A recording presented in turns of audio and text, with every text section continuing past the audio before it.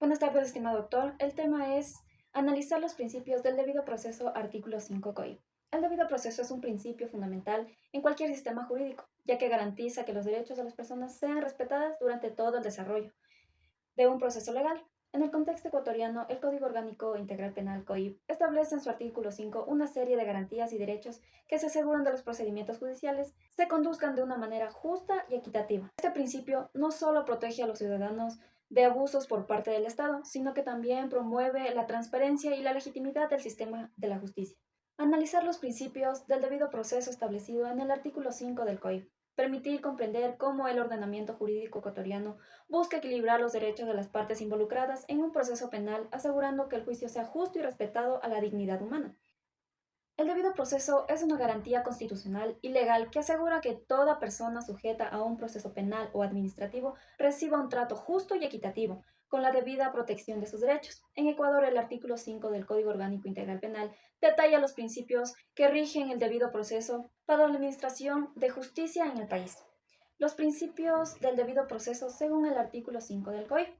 Tenemos tenemos el derecho a la defensa. El derecho a la defensa es un pilar esencial del debido proceso. Este principio garantiza que toda persona acusada o investigada tenga la oportunidad de defenderse adecuadamente durante todo el proceso.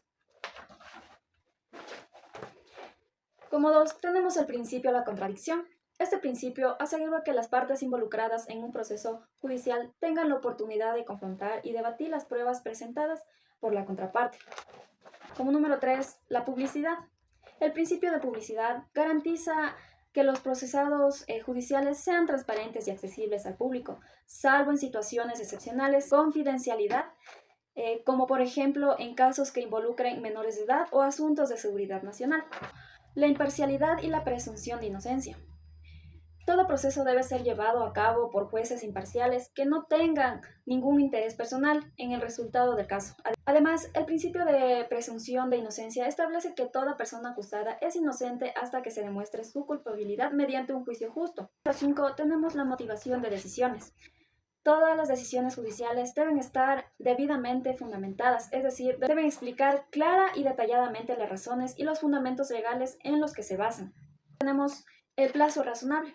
Este principio establece que los procesos deben resolverse en un tiempo prudente, evitando decisiones innecesarias que pueden perjudicar a las partes. 7. La prohibición de la doble persecución.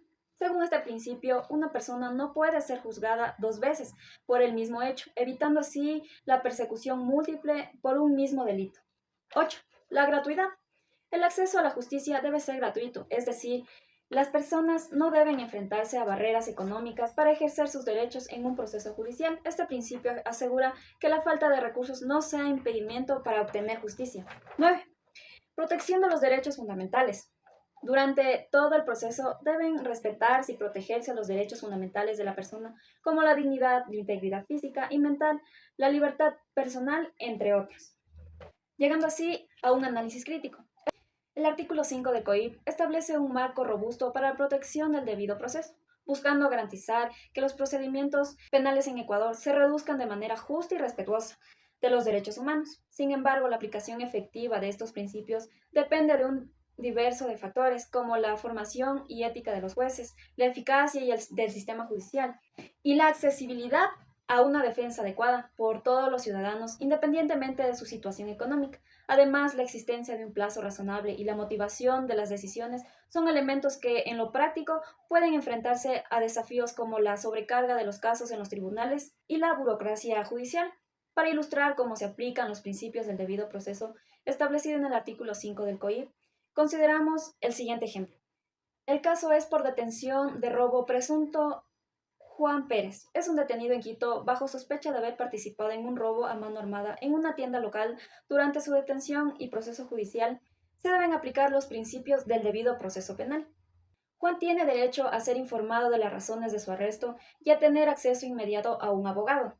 Juan es informado de su derecho a guardar silencio y no autoincriminarse. Su abogado tiene la oportunidad de revisar las pruebas que la Fiscalía presenta en su contra y preparar una defensa adecuada. El principio de la contradicción. Durante la audiencia, la Fiscalía presenta las grabaciones de seguridad de la tienda y y el testimonio de un testigo ocular que identifica a Juan como uno de los autores del robo. El abogado defensor de Juan tiene la oportunidad de cuestionar la validez de estas pruebas, por ejemplo, argumentando que la calidad del video es baja y que la identificación del testigo no es contundente. También puede presentar pruebas a favor de Juan como testigos que confirmen su coartada. La publicidad. El juicio se lleva a cabo en una audiencia pública, lo que permite que cualquier ciudadano, incluidos periodistas y observadores, asiste y supervise el proceso.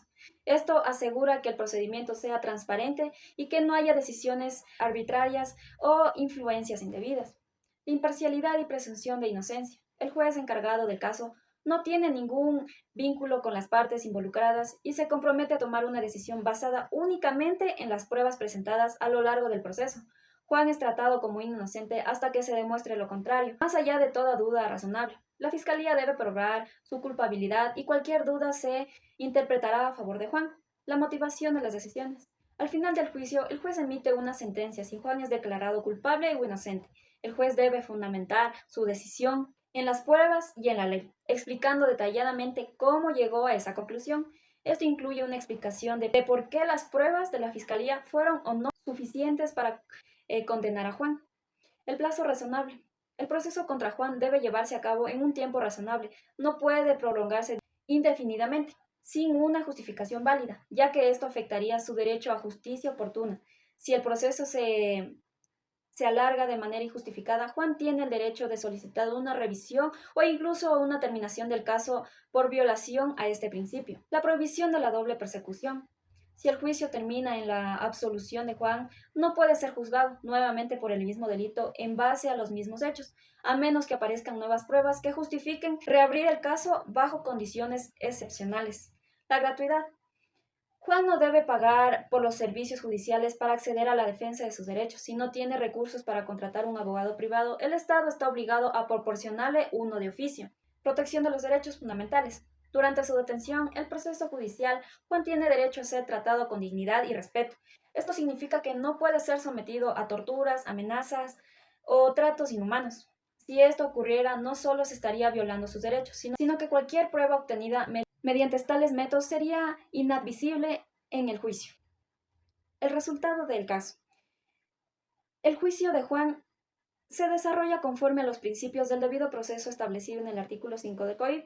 Tras un análisis cuidadoso de las pruebas, del juez decide absolver a Juan debido a la falta de pruebas concluyentes en su contra. La defensa de Juan ha demostrado que existía una duda razonable sobre su participación en el delito, lo cual fue suficiente para el principio de presunción de inocencia prevaleciera. Este ejemplo muestra cómo el debido proceso protege a los derechos de las personas y garantiza un juicio justo, incluso cuando las acusaciones son graves. Si estos principios, Juan podría haber sido condenado injustamente, pero gracias a la correcta aplicación se asegura una justicia que prevalece.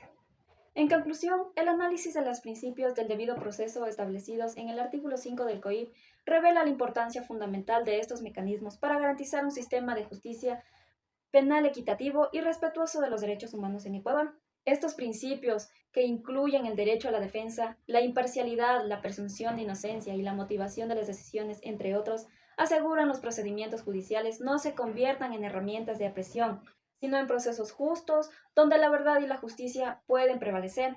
La correcta aplicación de estos principios es esencial no solo para proteger a los individuos involucrados en un proceso penal, sino también para fortalecer la legitimidad y la confianza pública en el sistema judicial. Sin un debido proceso garantizado, el riesgo de errores judiciales injustas y absurdas sería significativamente mayor, socavando los crímenes de una sociedad democrática y justa. Por lo tanto, la observación rigurosa de estos principios debe ser una prioridad constante en la administración de la justicia en Ecuador. Gracias.